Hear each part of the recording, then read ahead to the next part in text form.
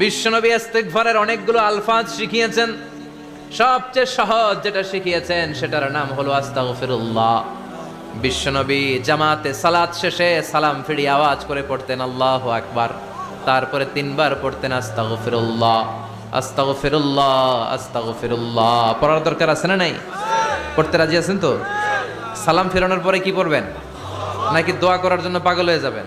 আল্লাহুম্মা আমিন ইয়া আরহামার রাহিমিন আছে না নাই?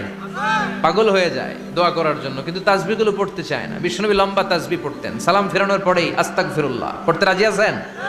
আবার বিশ্বনবী বললেন, যে ব্যক্তি পড়বে আস্তাগফিরুল্লাহ আল্লাযী লা ইলাহা ইল্লা হুয়াল হাইয়ুল কাইয়্যুম ওয়া আতুবু ইলাইহি, যুদ্ধের ময়দান থেকে যদি কেউ পালিয়ে যায় তার কোনো মাফ নাই।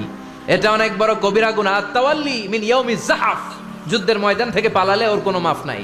বিশ্বনবী বলেন, যুদ্ধের ময়দান